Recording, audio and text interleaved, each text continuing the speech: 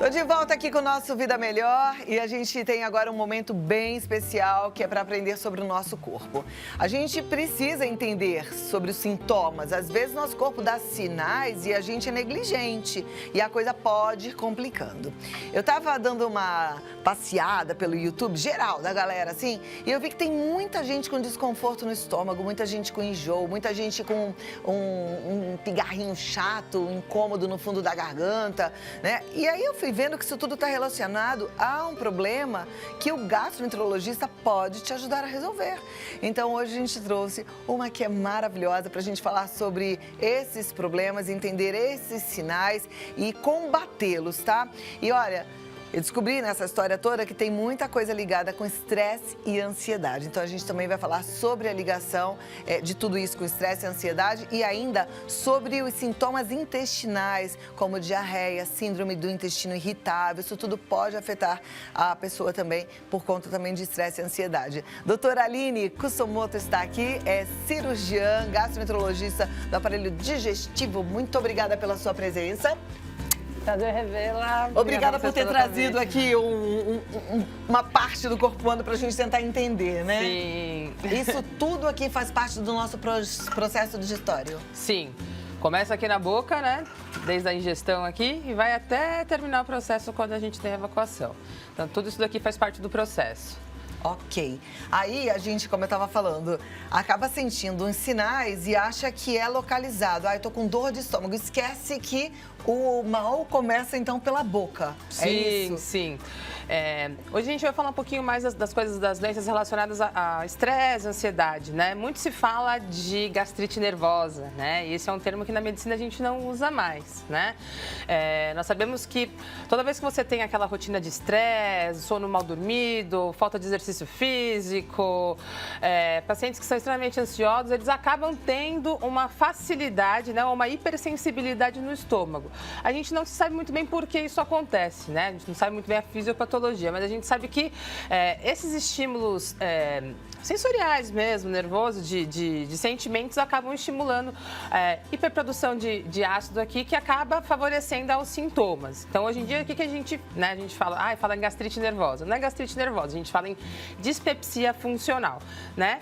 Dis de dificuldade, pepsi de digestão. Então, uma dificuldade na digestão. Quando a gente fala em dispepsia, quando a gente fala em gastrite nervosa, a gente sempre vai pensar nessa dispepsia funcional, né? Existe a parte da doença, né? Que quando você tem a dor no estômago, ali você tem alteração endoscópica, que você consegue realmente ver, né? A gente fala em dispepsia orgânica, quando você realmente tem uma gastrite, quando você tem uma úlcera. Então, você tem essa dor de estômago decorrente da doença que já está ali pré-existente, né? Quando a gente não tem uma doença pré-existente, ficou nervoso, teve estresse e você sente essa dor, a gente vai falar em dispepsia funcional. Toda vez que a gente tem alguma dor, né, de estômago ou algum incômodo nessa parte superior do abdômen, a gente vai ter que pesquisar, né? Seja por via endoscopia, ultrassom. E acaba que essa gastrite nervosa é sempre um diagnóstico de exclusão, né? Essa dispepsia funcional é sempre um diagnóstico de exclusão, porque muitas vezes você faz, né, endoscopia, ultrassom e você não acha nenhuma doença, mas a pessoa tem o sintoma, né? Então não é incomum os pacientes que são muito ansiosos ou muito nervosos, ou um paciente que tem o tempo de sono mais curto, muitas vezes chega no consultório e fala: doutora, eu já acordo meio nauseado, não consigo tomar meu café da manhã. E depois de algumas horas eu chego, vou comer, faço aquele pretão que eu tô morrendo de fome, eu sei que eu poderia comer aquilo, mas eu não consigo comer porque eu já tenho uma sensibilidade de plenitude, né? Isso está associado a esses fatores de estresse, aí sim a gente pode pensar na gastrite nervosa em si. Lembrando também que o estresse, ele não causa também só alterações na parte do estômago, né? No estresse, na verdade, tem pessoas que somatizam de várias formas, né? Tem gente que perde cabelo, tem gente que tem dor de cabeça, tem gente que tem diarreia, tem as alterações também intestinais e tem gente que muitas vezes tem essa dor no estômago, né? Esse desconforto. E a gente não sabe exatamente por que acontece isso. A gente sabe que tem pacientes que desenvolvem essa característica. Ok. Você falou das pessoas que ficam inapetentes, que não conseguem comer por conta do estresse, da ansiedade, mas tem também o contrário, né? Aquelas que descontam tudo na comida. Sim. Quando a gente come demais, em excesso, esses problemas podem ser agravados ou não tem relação? Sim, podem ser agravados sim, né? O estômago, que a gente está vendo aqui, ele é um compartimento de armazenamento, né? E aqui a gente tem produção de ácido para quebrar as moléculas do que a gente come. Então, se você come muito ou você come e ingere a água junto, a gente tem uma válvulazinha aqui que acaba sendo forçada quando esse estômago está cheio, né? Então, quando você come demais, ou come errado, ou come alimentos gordurosos, alimentos ricos em carboidratos, você tem um favorecimento do retorno desse ácido para o esôfago, que aí a gente fala em refluxo, né? Uhum. E o refluxo é o que tem provocado o que as pessoas relatam lá na internet, que é um pigarrinho, que é um desconforto, como se fosse um catarrinho lá no fundo da garganta? Sim, está extremamente relacionado, né? Muitas vezes o paciente chega no consultório com essa queixa. Muitas vezes até rouquidão associada. Eu não fumo, mas eu tenho um pigarro constante. Ou eu tenho aquela queimação que não cessa. E você vai ver que geralmente está associado... tem casos que são mais avançados, né? Que aí acaba não tendo relação direta com a alimentação. Mas nos casos mais leves, sim, a alimentação... inclui, sim, bebida alcoólica, cigarro, carboidrato, alimentos copiosos, muito gordurosos, ou o excesso da alimentação também pode favorecer. Por isso é que a gente tem que sempre buscar o equilíbrio, né? Tem que tentar ficar bem, comer direitinho, acalmar. Por isso a gente fala sempre assim, faz um exercício físico que é para a cabeça, ficar bem, meditação, isso tudo é importante. E na hora de fazer a sua alimentação, fazer aquela alimentação consciente, que às vezes a gente come sem perceber e nem mastiga. A mastigação pode interferir também nesse processo? Sim, porque a digestão ela começa na boca, né? Então aqui, quando a gente começa a mastigar, alguns alimentos já começam a ser digeridos a partir daqui, né? Então, quando você come muito rápido, você tem uma tendência de comer mais, né? Aquela sensação de saciedade, parece que você tem que comer muito para estar saciado. O que a gente sempre fala? Quando você vai comer, o ideal é você pegar... tem o seu tempo de comer, né?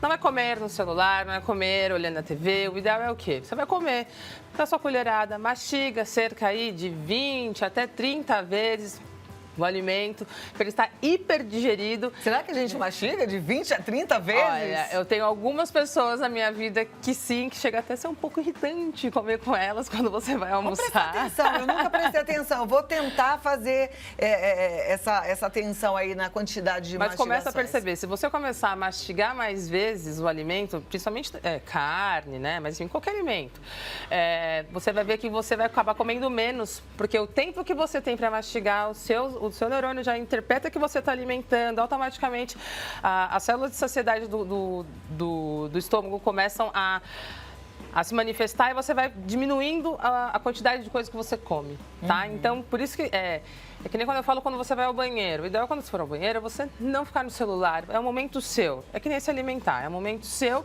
e faz toda a diferença se você pegar e mastigar bastante para a sua digestão em si. Você falou de ir ao banheiro. Tem gente que não consegue ir ao banheiro, que fica dias sem ir ao banheiro, né? A gente vai falar também do outro lado, que seria diarreia e tal, mas... o que pode ocasionar essa prisão de ventre tão intensa? O intestino funciona com 3 coisas, basicamente. Fibra, água e exercício físico, tá? A gente precisa de pelo menos 2 desses alicerces juntos para ter um bom funcionamento do intestino, né? A grande maioria dos pacientes não faz ou a ingesta de fibra adequada, ou a ingesta de água adequada, ou não faz exercício físico. Então, assim, sem os 3, né, eu costumo falar para meus pacientes, vocês têm tudo para serem enfesados, né? Além disso, tem fatores também psicológicos. Então, a depressão está extremamente relacionada à constipação, né? A má alimentação também, tem alguns alimentos que até acabam favorecendo o esvaziamento do intestino mais rápido, mas tem outros que geralmente travam, né? Então, alimentação rica em carboidrato de novo, sendo um grande vilão aí da nossa história. Calma, farinha branca de forma geral, exatamente, né? Tem que evitar mesmo, a gente precisa ter mais consciência disso. Sim, é que nem a carne em si, né? A carne, ela tem uma série de propriedades que são extremamente importantes pra gente, desde de ferro, enfim... Só que ela tem o tempo dela para ser digerida, então ela acaba ficando mais tempo realmente na parte intestinal e acaba ficando... Então, assim, tem que comer carne? Tem que comer carne, mas a gente tem que fracionar. Então, um dia você come uma carne vermelha, outro dia você come um peixe, outro dia você põe uma outra proteína na sua dieta. Não precisa ser aquela coisa constante todos os dias. Ah, mas se eu não comer carne, eu vou ter anemia. Não, não é assim. A gente tem outras formas de adquirir os nutrientes que a gente precisa através de outros alimentos que não só a carne. Então, essa ponderância na alimentação é importante. Perfeito. E ensinar também os mais novos a comerem direito, né? Sim. Tem muita criança que fala, só como bife. Não, vai insistindo com outras coisas, porque o nosso paladar, ele se adapta. Sim, totalmente adaptável. Então, tá joia. Aqui a gente tem um fígado. Isso. Tem relação com o aparelho digestivo? Sim. As pessoas, elas têm colocam o fígado como um vilão, né? Ah, eu ingeri muita bebida alcoólica... E aí meu fígado acordou atacado. Ou eu fui numa churrascaria, comi horrores e estou empanzinado. E a culpa não é do fígado, a culpa é do estômago que não consegue digerir tudo daquela forma, né? E aí acaba te dando toda essa repercussão, seja de dor de cabeça, seja de empanzinamento, né? Então, o fígado, ele não é um grande vilão. Na verdade, o fígado, ele é, assim, a gente pode dizer que ele é um salvador do organismo, porque tudo que é importante passa por aqui, todos os medicamentos que você toma, eles são metabolizados aqui, as toxinas do corpo todo acabam passando pelo fígado, então ele é um grande filtrador do nosso organismo, tá? Então, o fígado, ele é um órgão bonzinho. E a gente precisa cuidar do nosso fígado, muito, né? Se a gente não cuida do resto, o fígado acaba sendo comprometido e não o contrário, tá? Não, eu tomei e aí estragou meu fígado, e o fígado que me deu dor de cabeça. Não, é o contrário. A gente estragou o estômago que não aceitou as coisas que tinham ali e por isso que você teve toda essa repercussão. Temos muitas perguntas e aqui é bom porque a gente já tem alguém para responder. Então, a primeira é da Cláudia, do Sumaré. Ela quer saber por que o tratamento para esofagite é longo. O meu vai ter duração de 6 meses? Isso. O tratamento da esofagite ele é longo porque se a gente não tratar, além da reeducação alimentar que você tem que ter, né? É uma inflamação que você tem na porção do esôfago. Então, você primeiro tem que fazer, que nessa região aqui, né? Então, é o retorno do ácido do estômago para o esôfago. A gente tem que fazer o quê? Primeiro, reestruturar toda essa camada, né, do esôfago que está inflamada. Isso vai um tempo, né? A gente precisa também estabelecer aqui, a gente tem uma válvula aqui, uma musculatura que acaba fechando quando a gente engole alimento. Então, tem alguns medicamentos que a gente usa que ajudam a esvaziar o estômago para pegar e evitar que esse refluxo retorne. O tratamento ele é prolongado porque é uma doença um pouco mais difícil de ser tratada, né? Se o tratamento clínico não for efetivo, o próximo passo é cirúrgico, né? Então, a cirurgia a gente fala sempre que é a última opção, né? Então, é necessário a gente fazer todo esse acompanhamento. O tratamento realmente vai aí de 4 a 6 meses para então a gente fazer um exame um pouco mais invasivo e ver se realmente o paciente tem indicação ou não de fazer a cirurgia, né? A válvula anti-refluxo. Perfeito. Obrigada pela participação, Cláudia. A próxima pergunta. Olá, quando estou estressado, fico um longo tempo sem comer e sem beber água. Fico com sono e só depois de dormir é que volto a me alimentar. Isso é ruim? Daniel Ulisses de Melo Ribeiro, ele mora em Anápolis, Goiás. Sim, isso é ruim. Por quê? A partir do momento que, durante o período de sono, Deus foi tão bom com a gente que até na hora de dormir ele pensou na gente, né? Então, quando você está dormindo, a produção de ácido ela é muito menor no nosso organismo. Então, quando você acorda, o ácido ele começa a ser produzido, até porque você tem ingestão de saliva, entre outras coisas, né? Ai, perdão, me perdi. Não, você estava falando que durante o sono, que é ruim ficar sem comer durante muito tempo. Se você acorda, você já está em jejum no período de 8 horas ali, mais ou menos, você acreditando que a pessoa dorme 8 horas, você já está em jejum 8 horas, seu estômago está vazio. Se você pega e ainda mantém isso, prolonga isso, você fica muito tempo com o seu estômago vazio e exposto ele ao ácido. O ácido do estômago, ele foi feito para degradar as moléculas de comida que a gente ingere, né? Só que ele, muito tempo no estômago, ele acaba sendo corrosivo também para a mucosa gástrica. Então, isso pode vir a levar a gerar uma gastrite e a ter sintomas de dor de estômago, sim. Então, e essa turma que está fazendo o jejum intermitente de 18 horas, a gente está ficando sem comer um dia inteiro, como pois é que fica? É uma briga na medicina isso, né? Eu, particularmente, eu não sou muito a favor, né? Porque eu entendo que toda vez que seu organismo, ele tem que receber uma quantidade de alimento por período, né? Se você fica muito tempo em jejum, quando você vai se alimentar, seu organismo entende o quê? Eu gastei minhas energias, minhas reservas energéticas e agora que está vindo esse alimento, eu vou ter que absorver mais a caloria disso. Então, na minha concepção, pelo menos o que eu estudei, né? Na minha faculdade, na minha vida, que eu tenho de percepção é isso.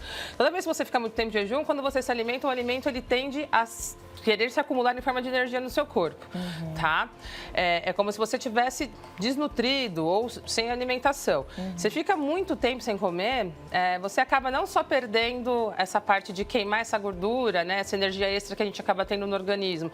Você acaba também pegando outras partes, como musculatura. Então, assim, eu sinceramente não sou muito fã. Mas em relação ao estômago também, então, é nocivo? Sim. Na minha concepção, pacientes meus que têm gastrite, por exemplo, eu não indico fazer. Okay. Se você é um paciente rígido, que não tem problema nenhum gástrico, acho que até pode fazer a tentativa, mas eu, como médica, eu não oriento. Tá, joia. A Ellen diz, meu marido sente muita queimação e quando se alimenta toma muito líquido. Será que é isso?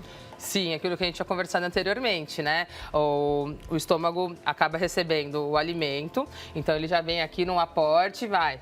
Encheu aqui de comida, você ainda coloca o líquido. Quando você bebe muito líquido, não tem muito para onde ir, né? Aqui a gente tem uma válvula também. E até ele fazer a digestão, para ser liberado aqui para a parte do intestino, isso demora. Então, a tendência do quê? Tudo isso daqui que fica acumulado aqui, acabar forçando a válvula que a gente tem aqui e acaba voltando a alimentação. E aí dá a queimação. Sim. Porque e a azia? Por que dá azia? A azia também o retorno do ácido pro esôfago, né? O esôfago, ele não foi feito para receber nada ácido, ele só é um órgão de condução, tá? Então, a azia é isso, é esse retorno. Por que a gente tem azia? Ou pode ser uma inapetência dessa válvula que você tem aqui, ou você tem uma musculatura um pouco mais frouxinha aqui também, que favorece esse retorno, ou pode estar relacionado também a uma alimentação, alimento gorduroso, porque às vezes a gente só tem azia quando come aquela mardita, uma deliciosa coxinha. Sim. Né? Vai numa festinha, come salgadinho, você tem que chegar em casa e tomar alguma coisa porque você não consegue dormir porque fica conversando com aquele salgadinho. Porque a gordura em si, ela demora muito mais para fazer a digestão, né? E geralmente você não vai comer uma coxinha só, você vai comer uma coxinha e vai tomar um refrigerante, que aí já tem o líquido mais o gás, que acaba forçando isso também. Então, bebidas gasificadas também não são bacanas para ninguém, inclusive para quem tem doença do refluxo e gastrite. Ok. Próxima pergunta é da Jaciele Lima, de Guará, em São Paulo. Ela fala, boa tarde, queria saber o que eu posso fazer para ir ao banheiro todos os dias, porque passo até 4 dias sem ir e por causa disso minha barriga fica inchada. Sim. Aquilo que a gente tinha conversado também. Água, fibra, exercício físico. Mas existem pacientes que, mesmo assim, eles têm uma dificuldade de ir ao banheiro. Então, é melhor procurar um coloproctologista para a gente ver aonde que a gente está errando, né? Se é na ingesta ou se não, se você realmente tem uma deficiência e seu intestino não funciona da forma que deveria funcionar. O ideal da gente ir ao banheiro é pelo menos uma vez, dia sim, dia não, ou no máximo uma vez a cada 2 dias, tá? Mais do que isso, a gente começa a tratar como constipação. Existem alguns exames que a gente consegue fazer, como o tempo de trânsito intestinal, que ele consegue mostrar pra gente. Então, você toma como se fossem umas cápsulas que elas têm... Quando você tira o raio-x, você consegue enxergar. Então, imagina que você pega um botão de calça branquinho e engole um tanto lá. Você engole ele aqui, no primeiro dia você vai tirar um raio-x, aí os botões vão estar aqui no estômago. No terceiro dia você tira outro raio-x, então os botões já tem que estar mais aqui, né? No 5º dia que você tira o raio-x de novo, provavelmente, nas pessoas normais, esses botões já saíram, né? Quando você tem uma constipação crônica, que realmente é uma não funcionalidade do seu intestino, você consegue ver, de repente, depois de 5 dias ainda está parado aqui, sendo que já era para ter eliminado. Então, o ideal é procurar um coloproctologista mesmo, ou para adequar... Como é que é o nome do especialista que cuida disso? Coloproctologista. Coloproctologista. Anota aí, coloproctologista. Procura esse especialista, tá? E aí vamos tentar descobrir o que está acontecendo contigo, né? Próxima pergunta é da Andréia, de Jacarepaguá. Claudinha, seu programa é demais. Obrigada, Andréia. Gostaria de perguntar para a doutora quais são os alimentos que devemos evitar para não termos gases. Existe isso? Sim. Ao longo do tempo, né, principalmente as mulheres, quando chegam mais na fase de menopausa, não é muito incomum chegar no consultório e doutora, eu estou com muitos gases, né? Existem algumas doenças que favorecem a formação de gases, como a doença diverticular, mas a alimentação também. Então, assim, ao mesmo tempo que a gente fala que é muito importante você ter uma alimentação rica em fibra, em vegetais, em fruta, alguns desses alimentos acabam favorecendo ou aumentando a produção de gases, né? Como couve-flor, brócolis, o próprio couve em si, a selga. Então, o ideal é mesclar isso e ver se não tem algum outro alimento que também esteja favorecendo. Que nem o feijão em si, o caldo do feijão não gera tantos gases, mas a sementinha do feijão favorece ao aparecimento, né, dos gases. Então, às vezes, pode estar tendo até um excesso de alimentação disso que está gerando. Então, fica de olho aí, Andréia, nessa alimentação, tentar evitar. A Vânia mora em Ouricuri, no Pernambuco. E ela pergunta o seguinte: tenho muitos problemas de estresse, comecei a fazer exercícios físicos e também melhorei minha alimentação e a ingesta de água. Melhorou muito, mas sinto uma tosse com um gosto de sangue. Eu gostaria de saber se pode ser gastrite.